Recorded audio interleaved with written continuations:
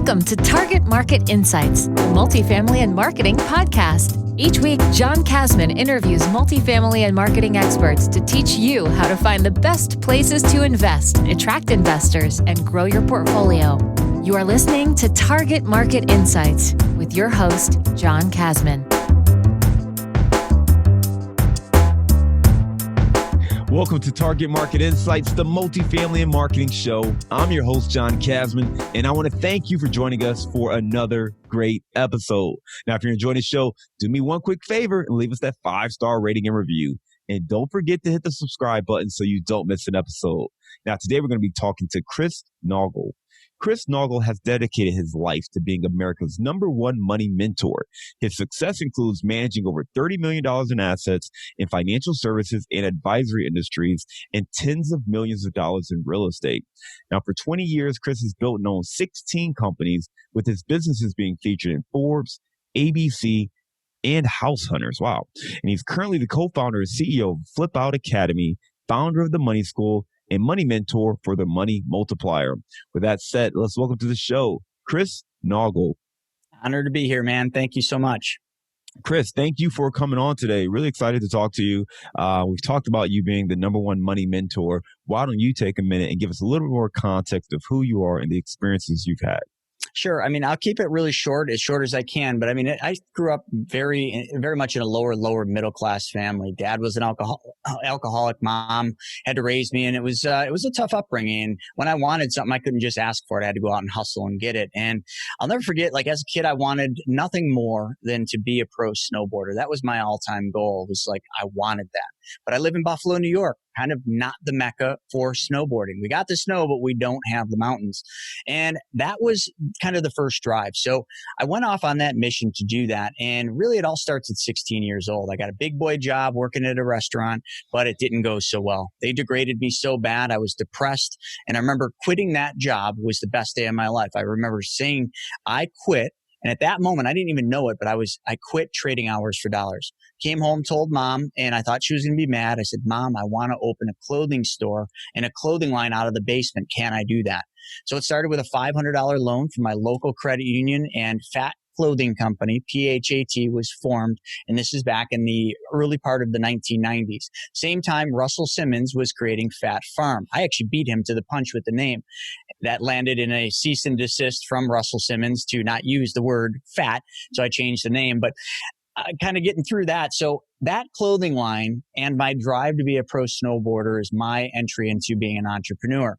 And I did that, but by 17, I got my next big dream, which was to open a store. Because why have a clothing line without a store, right? And in my travels, I'd always seen these snowboard shops and these guys, they were just happy. So I did that and I wanted it. And all I needed was 70 grand. 17 years old, need 70 grand. I had no idea.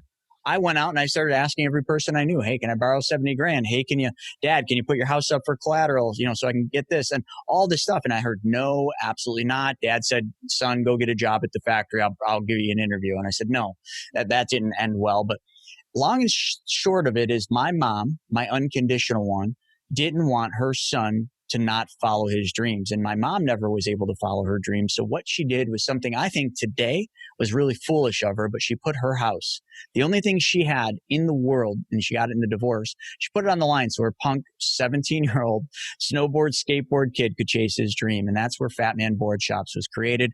17 years old, November of 94, we opened the first store. Those stores are still in existence today. I sold them in 2010, but that was the first real journey into, holy crap, if I fail, I lose mom's house. So you can imagine the pressure that puts on a kid. So everything went well. I became a pro snowboarder. I did make it through that loan by the skin of my teeth sometimes, but we did it. I expanded that chain of snowboard stores. And by 2004, I had accomplished my 2 goals. Pro snowboarder, founded my chain of skateboard stores. What's next? And what was next was the financial world. This is right when the planes hit the towers. I'd never seen a recession. I had no idea what that meant, but I remember driving to work when the planes hit and I'm like, oh, that sucks. This is scary. Well, I didn't realize that was going to result in me having to close one of my stores and having to go into the workforce yet again when I vouched to never trade hours for dollars.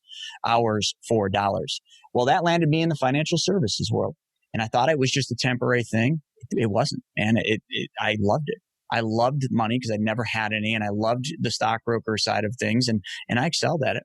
All the way up to 2008, I was one of the top advisors in the firms I was at. And by 2008, I was crushing it. I'd flipped a couple houses. I entered real estate in 2006 simply because I watched a show. I don't remember what one it was, probably Property Wars or something. And 23 minutes, you can flip a house. Perfect. Sign me up. Did my first flip in 2006. It was a tragic mess, but I got through it and I made $8,000. And by 2008, I was thinking I was Mr. Real Estate Investor. So I bought a dilapidated building and I was going to convert it into a 3-unit strip mall. No problem. I had a little bit of connection, so I borrowed money from the wrong group of people, but I call them knuckles, and they gave me a hard money loan on this plaza. I started developing it. Did I say when this was? 2008. You guys know a little something about what happened in 2008, right? The Great Recession. Well, that Great Recession brought me to my knees, and I got to be one payment away from being completely bankrupt. I thought I wasn't going to just lose the strip mall. The threats were pretty severe, and I thought, wow, do I want them to take my fingers off my left or my right hand? That's kind of what was going through my head. One night I came home, a very late night, to my girlfriend who just moved in, and I said, sweetie, I need your help. I need your help paying the mortgage. I need your help paying the utilities. Oh, and by the way, I got to rent that bedroom over there to my friend Pete because I can't make it. I had a 50-50 shot. She's going to walk out the door or she's going to help me. Well, I think she kind of liked me because she did end up helping me and we made it through, which brings me to 9 through 14, 2009 to 14. I was still not in a good place, but I knew Warren Buffett and I knew what he said. He said, buy low, sell high, and don't lose money. Well, I had dabbled in real estate, and back then real estate was pennies on the dollar. So I started buying multifamily apartment buildings, and I started buying them one at a time. By 2014, I had climbed up to 36 units. I think I had like 6 or 7, I think it was 6 properties, 36 units. And you would think things were good. Still pro snowboarder, sold my retail stores in 2010, right after the recession. Just, I was in a bad place. And I thought I had made it. But then I took my 37th unit to the, or 37th building to the bank, and they said no. And I said, okay, why? Well, your debt to income ratio doesn't fit our criteria. Oh, and by the way, Mr. Naugle, not only can we not give you this loan, we looked at all your other loans and we're going to have to freeze your lines of credit. So they literally called my lines of credit. So here I am. I thought I was making it, but because I didn't know how money worked and I made some critical mistakes, because there's no one out there that teaches you the things you need to know about money. There literally is no source to go where they're going to teach you how to use money the right way, like the pros do. And that's what I got caught up in. And I ended up having to sell all 36 units. I had to sell my dream house that me and my fiance bought. And I was right back on the bottom again. So 2008, I was crushing it, lost it all. Here we are, 14 again. It's getting back on track. Dream house, a couple Audis in the garage, lost it all again. So that's my roller coaster ride. After that point, I literally had to take a trip to Thailand just to clear my head. And a lot happened. I'm not going to get into that. But essentially where it led me is a 3-day workshop. I got a postcard and it said, come to this 3-day workshop. I didn't go because I wanted to learn. I was too stubborn for that. I thought I knew what I didn't know. I went because they were giving away a darn iPod shuffle. That's what got me there, truth be told. And at that seminar, I met 2 people. There were 2 of the speakers, big rock stars. One was a TV show star on A&E. The other was his bank. He was the guy that lent all the money to him. And as soon as I got up there, because I was in money, I was an advisor, I'm like, ooh, what is this going to be? What are they going to tell me? And I'm like, I probably already know all this. Instantly, I was humbled because what they were talking about was the complete opposite of everything I'd been taught as an advisor and everything I'd been taught up to this point in my life about how money works. And I was literally thinking to myself, no wonder I just lost all of that. No wonder I haven't been able to be successful. No wonder the wealthy get richer and I keep like riding this roller coaster ride. And I dove in and I started seeking out the truth. It cost a lot of money, a lot of credit card swipes, a lot of sleepless nights, but I was on a mission. Just like I was when I was a kid to be a pro snowboarder, I was on that same mission to master money and to learn money the same way the wealthy do. And I don't just mean wealthy when somebody's got $1 million. I mean the ultra wealthy. Multimillionaires, billionaires. I have spent the last, we're in 2020, so this is 14 to 2020, 6 years, following around, studying, mentoring with billionaires, multimillionaires, some of the biggest names. You can go to my website and see some of the people I'm talking about to learn what did they do with money and why is it different than what we're taught to do with money. And it all comes down to some of the things we're going to talk about today. And that is, we are taught to give up control of our money. That's what we're taught. And what the wealthy do is they are in full control of their money, but they only know a few things different than what we do, but they apply the knowledge that they have very differently than how we are taught to use our money. So Chris, let's unpack some of that, man. That's a phenomenal, story as far as the things you've been through. Just to repack a little bit of it for our listeners, you kind of grew up lower middle class. You wanted to be a snowboarder. You accomplished that goal with getting a little bit of help there. You opened up, your fat clothing line. You got your cease and desist from Russell Simmons to stop that. Still have that. Still got that, right? And then from there, you kind of went to build it up. You ended up, having to step back and getting into the financial services industry, expanding and growing there, starting to get into real estate, flipping some homes, building up a portfolio. I want to pause here before we go into kind of the money lessons that the wealthy and the ultra wealthy know that many others don't know. I want to talk a little bit about the multifamily. A lot of our listeners are multifamily investors, and you talked about getting up to 36 units or so, and then on the 37th, things kind of fell back with understanding the money. First, I want to know, how did you get to that 36 units? Were you borrowing money to get there, or had you built that up as you were snowboarding to build up that 36 unit portfolio? That's a great question, and I rarely get asked that, so thanks for asking. So the first unit it was brought to me by a realtor friend of mine, and it looked like a great deal. And back then, we targeted. I was marketing, and I didn't even know what marketing in real estate was, And I know we're going to talk about marketing and exposure, but all I started doing is I had this realtor go knock on doors. She would identify a multifamily that she knew was an out-of-state owner that had either listed it as a for sale by owner or something, and she contacted them, and we'd make them cash offers. Now, nothing I was doing for buying was cash, but we would make a cash offer. We would do the home inspection, and then I would say, I have to take this deal to the bank. Because back then, people that wanted to sell, they had to sell. It wasn't a matter of, well, I'm thinking about selling. No. These people had to sell. They were in a tough place. These buildings were definitely run down. So what I would do is I would go in there and I would take the deals to this local conventional bank.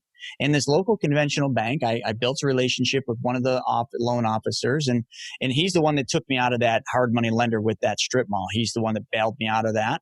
So I just kept working with him. And what I didn't know is back then, and this is what a lot of people do, when you buy a property, you think, okay, well, I can buy it in my personal name, which will give me a lower percentage on the mortgage, and I can get 30 years. So that's what I was doing. I was taking out 30-year personal mortgages on these properties, and I was coming up with a 20% deposit out of pocket. I had saved some money, being an advisor, I did well. Didn't have a ton, but I would scratch literally every penny I had. If I didn't have to sell the dirt bike, that was a good day in the office. So I'd take it all and I'd buy that property. And then I'd use the rent roll to slowly renovate it. It has one unit, you got rented. I would take the rent roll and I would use that. And I swear to God, I cash flowed every unit remodel that way. I'd take rent, I'd paint. I'd take rent, I'd do the floors. So it took a while. But as things kind of go, and as we know, we started kind of getting momentum, then the next property, then the next property. Then I got a partner. So I got a partner in a big apartment unit that we bought, and we did that one. But it was the same thing. That month's rent paid for that unit's remodel. And that's how I did it. But I borrowed from the banks conventionally in my personal name. And if you don't know how that works, eventually you hit what's called the financial debt wall. Your debt to income, no matter what, will always cap out because the bank will not use all the rent. They will only use usually 70 to 75% of your rent roll. The rest comes from your personal income. But as you add mortgages, your debt keeps going up and your income doesn't go up substantially because they don't use it all. So eventually, no matter what, mine was 6 properties, I hit that wall. And then the bank just stops. Nobody can do that. And I had no idea that I should have been borrowing in my LLC's name because my LLC was newer, right? So I didn't think I could borrow because they always say you need 2 years. Well, I didn't have 2 years of experience in the LLC. So that's how I did it. And that's where I hit that wall. And then some of the things I learned is, well, why aren't you using community banks? Why aren't you borrowing commercially? Why aren't you doing rehab loans? Why aren't you doing this? Why aren't you gap funding? Why aren't you doing owner holds? I'm like, what is all this stuff? And that's when I started learning about that. Yeah, no, appreciate you sharing that light because a lot of people are going through those challenges and we don't talk about that enough where, I never people talk always about it. talk about, should you put in your personal name? Do you need an LLC?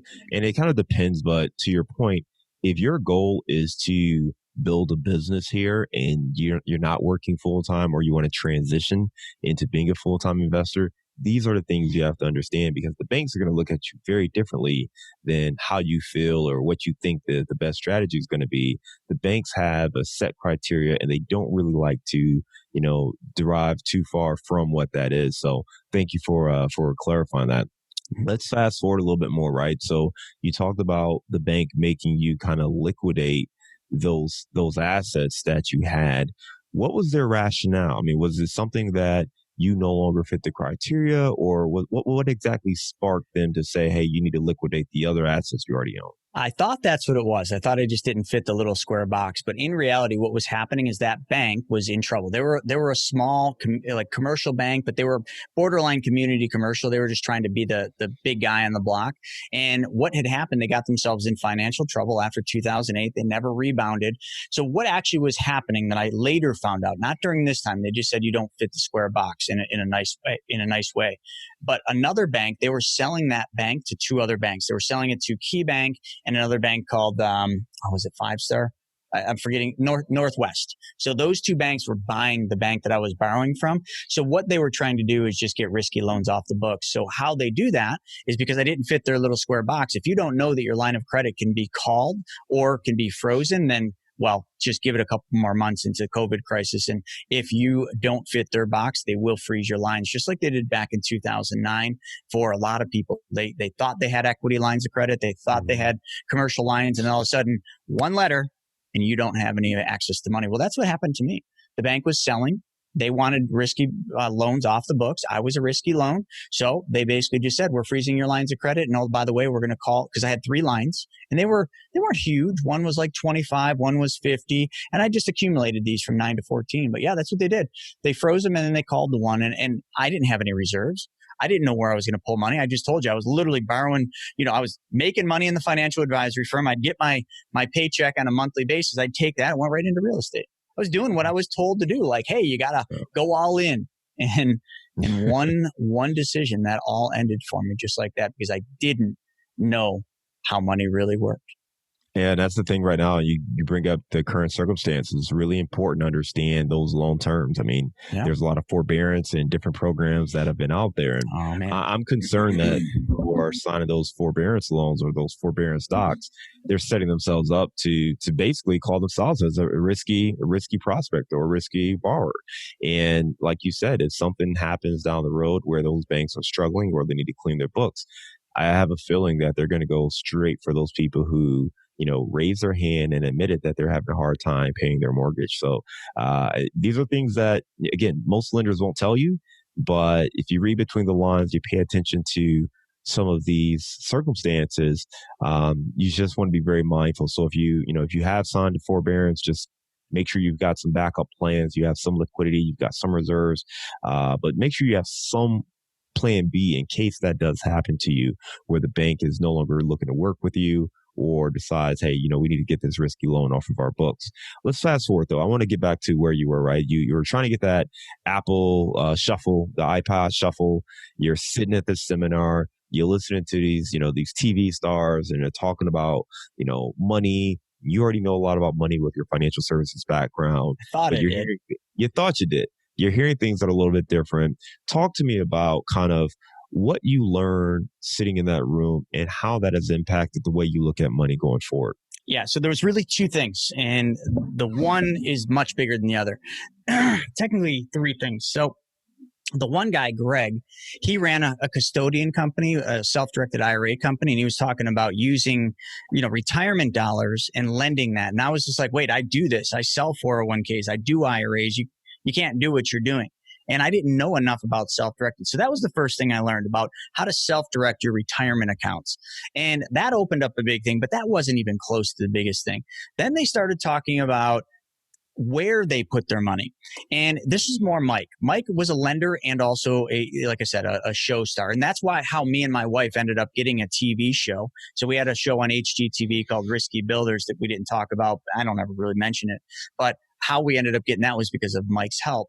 And Mike was talking about, as he made money, he took the money he made and he had a place where he put that money. And, I was thinking, oh, Mike must be putting it in stocks. He must be putting it in bonds and in savings and checking. Absolutely not. He was putting it in mutually owned insurance company accounts. And I'm like, whoa, man, I come from this industry. Like, what do you mean you're putting money at mutually owned insurance companies? Like, I don't quite understand. You can't just deposit money in a mutually owned insurance company. They'd laugh at you. And then he starts talking about how he was doing this, and how he was doing it was through a very specially designed concept that's been around for hundreds of years, but it was using a specially designed whole life policy, not in the way that most people of your listeners think of whole life. You think of whole life like Dave Ramsey and Susie Orman talk about it. That's life insurance. He wasn't talking about life insurance, and he made it very clear. This was banking. He was putting money into these specially designed whole lives the same way that the banks were, the same way GE and Apple and all of them were using it. And as soon as he started saying that, because I had a background in this space, I'm like, dude, whoa, how come I wasn't taught this? So you're telling me I can take my money, I can put it into these specially designed things that don't work the way you're saying they are, but I'm just going to go along and pretend they do because you're telling me they do. And then you're putting the money there and you're immediately taking that money out. However, the insurance company is still paying you interest and dividends on the full amount, even after you took all the money out. So Mike, you mean you're putting money in this account, then you're taking that money back out, you're doing a flip with the money, and then when you're done with the flip, you're just paying yourself back instead of paying a bank back or a hard money lender. So you're literally in control of every aspect. Yep, that's what he said. But then he said the bad parts. He says, yes, but remember, it has taken me many years to get this system to work like this. He said in the beginning, it didn't, obviously I didn't just start putting money and then all of a sudden go fund my deals. It took a while to capitalize the system. I'm like, yeah, dude, I get that. If I was doing it in a savings account or a brokerage account, it would take me a while too. But you said something that I just can't let go of. And I remember I ended up hiring him as a mentor because of this. And I remember him saying he put the money in this account. Then he went in and he took almost all of it back out, and the insurance company continued to pay him uninterrupted compound interest on his money, even though the money didn't exist in his account. So that right there, I'm like, there's no way it can work that way. And what I found out is it indeed does work just like that, because you're not actually taking your money, the insurance company, out of their general account. If you know anything about big insurance companies, the Mass Mutuals, the ginormous ones, they have so much stinking money, tens of billions of dollars laying around doing nothing, that they just want to put out on the street. They want to get any kind of a return they can. So they lend it back to you at a lower rate than what you're making on your account that's in there. And that's what Mike was doing. He was literally taking loans from the insurance company up to the amount that he had in his account. And if he never paid those loans back, and he said this, and I'm like, oh, yeah, but because when he said loan, I'm like, oh, wait, okay, you got to pay the insurance company back. And then he's like, no, you don't have to pay the insurance company back. You see, the insurance company will pay a death benefit the day I die. So if I don't pay that loan back, the insurance company doesn't care. They just take it from my death benefit. I'm like, oh, no. So I can borrow, essentially leverage my death benefit while I'm using the money, while the insurance company is still paying me money. Dude, I just figured it out. And that's where that began in 2014. And I heard about that at that 3-day, but where we really got in the weeds about it was at a cheesecake factory in Salt Lake City when I had my awakening moment, I call it. Listen, since that point, you can believe or look at this any way you want. You probably have heard of it, but you don't know how it works probably. This one thing that I just said changed my entire life. Number one, that method, I used that to pay off all my debts. And I just became the bank. I started recycling and recapturing. I would take money from my banking policy. I would pay off Visa. I would take the $500 I was giving Visa every month, which was all interest for the sake. I would then put that money back in my banking policy. So essentially, if I was giving Visa 15%, now I'm paying myself back 15%. Nothing changed in my life. I was giving the money to Visa. Now I'm giving the money to myself. It took time. Okay, it took from 2014 to about 2016, 17 before this system really, really started humming along for me. But I'll tell you a story. The day when it hummed along was a day. So me and my wife were big flippers. That's how we got the TV show. We were flipping 2017, roughly 15 to 20 houses a month. And I was using a lot of money. So I was able to stuff a lot of money into these plans. But what ended up happening is I remember the bank, my community bank that I actually learned how to borrow from on a commercial basis, asked me for a personal financial statement. So I'm filling the personal financial statement. Line number 1, cash on hand at banks. I didn't have much. Okay. All my money was in motion and deals. Line number 2, cash value life insurance. I'm like, oh yeah, I got all those. I think at that time I had 5 banking policies. So I went through and I pulled up my account and I'm looking at all the balances and I'm like, something's wrong. And I went back and I looked at them all. I added them all up and it was like $90,000. And I'm like, that's impossible. Every time there's money in these stupid things, I'm taking it out and I'm using it. I got money in that deal. I got money over here paying that line of credit off. I had all this money everywhere because I kept taking the money out every time there was money there. But what I forgot is every time I took money out, I either loaned it to my LLC and my LLC did a bill pay back to my banking policy, or I paid Visa off and the money I was giving Visa, I set up an automatic repayment back into my plans. All these little checks that every month that I used to just give away to everybody else were now going into this account. So that $90,000, when I saw that, I had an awakening moment and I realized I didn't understand this whole time. Even though I've been doing it, I understood it, but I didn't understand how important and how powerful it was to actually recapture the money that I was giving away and how much that means when you're always making interest on it. And I think that was 2017 when that happened. It was 16 or 17. So I'm not going to go down a rabbit hole on that, but literally like that one thing changed everything. I wrote a book on it. I mean, that's what this book is. And we're going to give your audience this book, Mapping Out the Millionaire Mystery. The other thing too about that, and everybody's different, people have different opinions on this, but the one other thing about that is every multimillionaire I met, every billionaire I met, when I talked about this, I'm like, oh, they're not going to know what this is. And I would bring it up in different ways in conversation. They'd say, oh, so how are you doing that? How are you doing 20 houses a month? And I would tell them I'm using these stupid, whole life policies that are built a special way for banking. Oh yeah, privatized banking. I'm like, wait, you know about this? Oh yeah, we've been doing that for a while. Our family trust does that. I'm like, okay, Robert or Randy, you're not doing this thing with these insurance companies. Oh gosh, yeah, my family's been doing that for a long time. I'm like, no, how come you never told me this stuff? Well, it's whole life, man. Nobody gets excited about that. And I'm like, I'm excited. That's where it all started to click. I started realizing who used this, and it was everybody that I admired, everybody that was doing the things I wanted to do, but they didn't talk about it. This was like that family secret that they used. They called it privatized banking. And I'm like, dude, this has been around for hundreds of years and no one freaking knows about this. So I'm going to go around and I'm going to teach people how this works. And that's what I started doing, speaking on stages with Ed Milet, with Grant Cardone, teaching people how to change their life by changing one thing. And that's where the money goes first. Sorry, I went in a rabbit hole with that, but man, that is the one thing that changed it for me. No, I love it. I appreciate it. That's a very powerful strategy. And I've learned more and more about that from people who are doing it.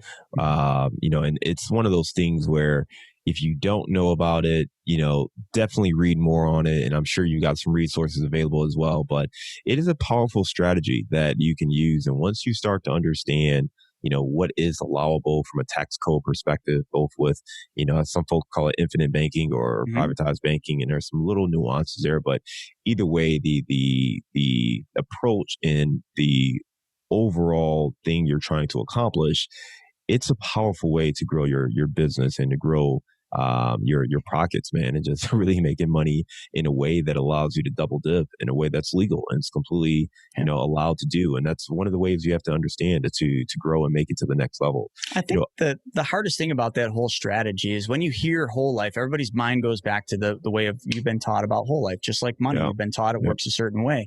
But what you don't know is it doesn't work that way. And I always use Will Rogers' quote. Will Rogers says the biggest problem in America is not what people don't know. It's what they think they know that just ain't so. Well, that was me. I thought I knew what I didn't know. Yeah, absolutely. Let's, I want to talk about the Money School. You've got something right now going on that's a little unique. We talked about Money School TV. Can you explain a little bit more about it? Yeah. So Money School TV was basically created kind of out of COVID. I mean, it's relatively new. We were doing Money School for a long time, but we were doing it on the road, traveling around, teaching people the strategies of how to use money, everything that is in this book, which I'm going to give your audience, the Private Money Guide, how to use private money, how never to ask for money, but have money attract to you, how to solve people's problems and in turn have them basically fund your deals, lots of stuff. But Money School, what I realized is when COVID hit, I had to be the light in the darkness because I had so much knowledge when it came to money. So we created a community, and that community was such where people could come into the community. We have 2-hour long coaching sessions every month, myself and all my mentors, the billionaires I'm talking about, the multimillionaires, the owners of these big real estate companies. We just riff with everybody. And then what we started doing is with all my friends, my mentors, we would film these little 15-minute videos.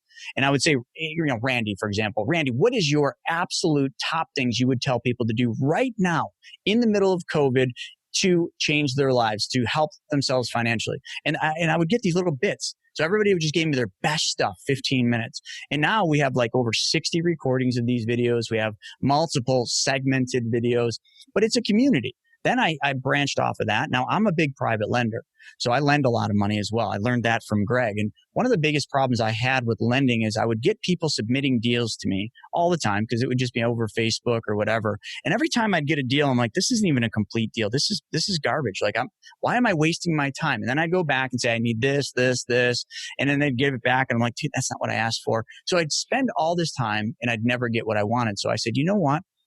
eHarmony, when I was single, was an awesome site. And what I liked about, I'm not single anymore. I'm married, got kids. But when it was a new thing, I loved it.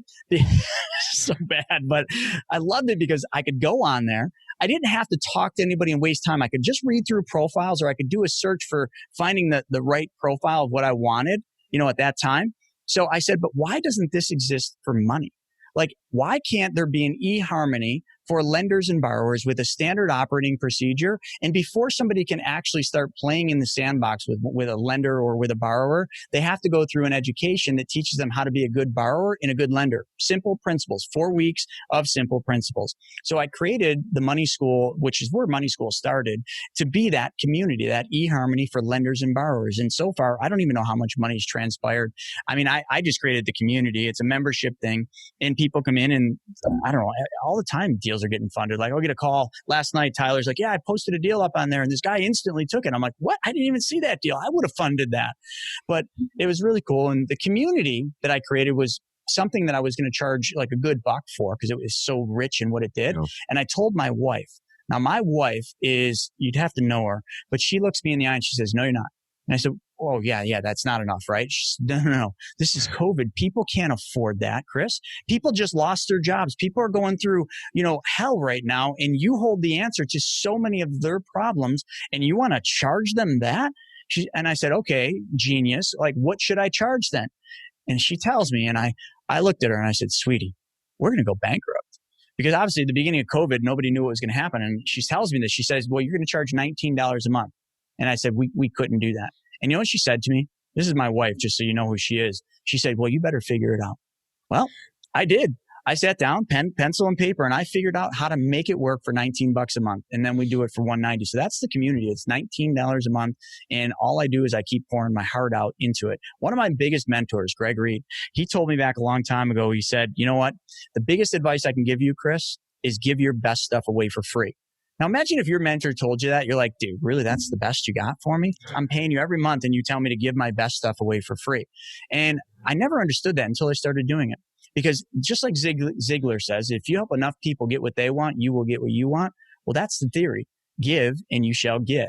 So that's what I've been doing. I do tons of podcasts, webinars, and I do them all for free. And a lot of the knowledge I put out there on YouTube, it's all free. And I've never been busier in my life, not because I'm selling something, because I'm giving everything. And that's kind of the secret to my success, and marketing. Awesome, man.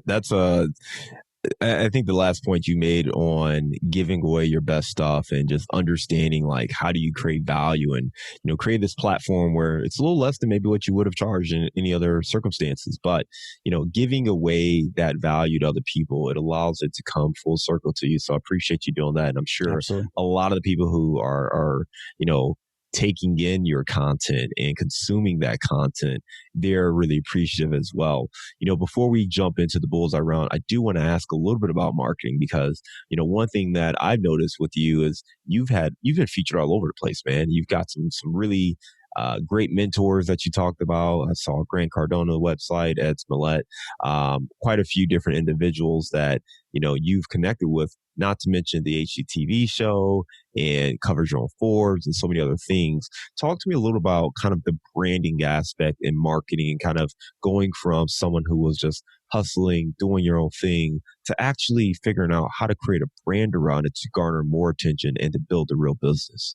It started when I had my skateboard, snowboard shops. So back then, Fat Man board shops, there was other skate and snowboard shops, but none of them had a brand. None of them had like a purpose, a brand. It was like, okay, you go here because you want to buy a snowboard, but there was never like a culture.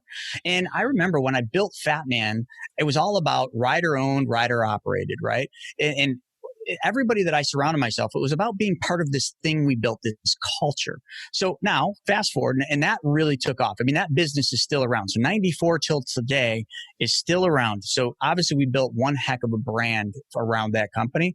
When I started in the money space, I said the same thing has to happen. We have to build a culture that people want to be part of, not just because, we're giving good financial knowledge, not just because we're giving people the path to, free themselves from financial slavery, but more because people want to be here because we're out helping people. So the brand that I've created, and this goes back to Entrepreneur, Forbes, and ABC, and Fox News, and all those things, it's all basically because of this culture I've created, this brand, which the brand is simply teach people how money works so that they are in control of their money. That's what it was always about. And I've gone out and I've connected with the right people, and I've spent lots and lots of money. Like a lot of people, if they were in my position, they would make the money that I make and they'd go out and have nice things. Well, I didn't do that in the beginning. You know what I did? I took every penny. If I made, a couple $1,000 went into marketing, and I kept doing that. I doubled down. You know who I got this from? You know who I learned all this from? Did you ever read Grant Cardone's books? Yes. You ever remember his books when he was back, going through those hard times, 08, 09, and how everything he did, every penny he made, he cut his salary, cut his pay down to almost nothing, and he just doubled down on marketing when everybody else was pulling back? That's it right there. Mm-hmm. I realized that right now, when everybody else pulls back their marketing, I'm tripling down. And it's not easy, folks. It doesn't matter how much money you make. When you keep putting money in and in and in, you don't enjoy the fruits of your labor, but you keep doubling down. And what it does is it keeps building that brand. But you got to stay very focused around who are you? What are you trying to do? And how do you solve other people's problems? You want to raise money? Number one, I'm going to give you the book for free. Okay. That'll show you how to raise money in a way that you probably have never seen. But the best way to raise money, solve people's problems. You want success? Solve other people's problems. Screw your problems. Screw your goals and dreams. You will never have your problems fixed or solved if you don't solve everybody else's problems first. And that is the greatest thing I could give advice to. You may not understand that, but the second you start doing it, truly from the right place, not because you think you're going to get something by giving something, but truly from the right place of going out there and helping people change their lives by solving their problems one at a time, you will instantly see your life change. I don't know how to explain it. It's like some universal law. It really is. But that is the secret. No, I love that, Chris. And to your point, serving other people, that is the way to make a big difference. And I appreciate you sharing so many great insights there. Let's move on to our bullseye round. You ready? Cool. I think so. Give me a failure or an apparent failure that set you up for later success. I remember a failure for mine was in my retail stores. When I was working in my business, I thought I could do everything better. But then when those planes hit the tower and I had to go out and get a job, I thought I was a failure because I thought I failed. I couldn't make it. And I went out and I got another job, which forced me to then take my employees, promote them, and give them basically the ability to take the store and run it how they saw it fit. So literally give them the controls and the ability to take their dream and their ideas and make it what it was. You see, as an entrepreneur, so many of us, we work in our business. We are a slave of our business.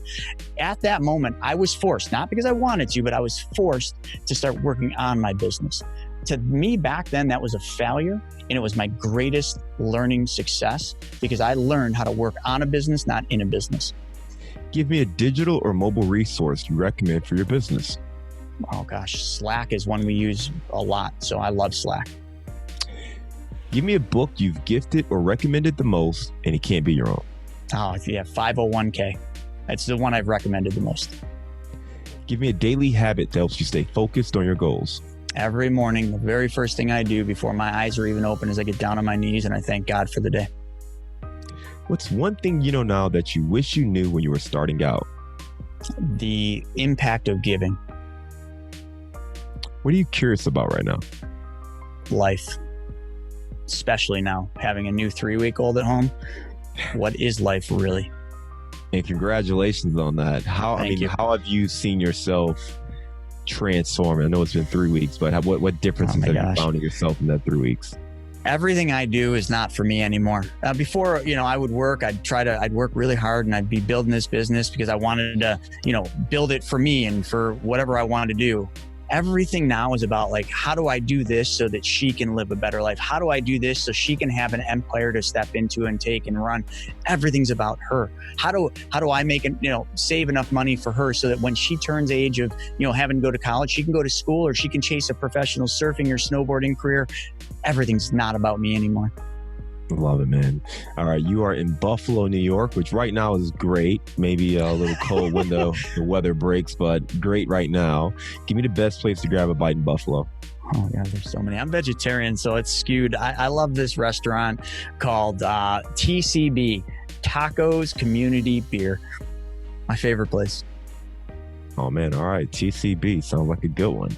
Awesome. All right. Listen, this was a really interesting conversation. I did not expect the deep conversation on the life insurance and the privatization lending, but I think those are some powerful strategies that listeners can read up on, and we'll try to add in a link if you have anything on your website that we can serve up as a resource. We'll certainly do that. And then, Chris, we talked a little about some of the books that you've written. You've got 2 books there, and I know we wanted to give away those books to our listeners. Maybe you could share a little bit more on that. Yeah. So the Private Money Guide is solutions to finding money, where to go, and how not to ask. This book is everything I did on my journey to the success that I've had in real estate on how I found money. These are not your conventional ways. These are not the places you're thinking where money is. Maybe some, but this book holds the answers and the keys to where money is, but not just where it is, how to present opportunities for people that solves their problem and be a magnet for money. So I'll give this book away to every single one. And then this book, this is my newest one. So about a month old, Mapping Out the Millionaire Mystery. Everything you heard me talk about the privatized banking and what I learned from the wealthiest people is in this book.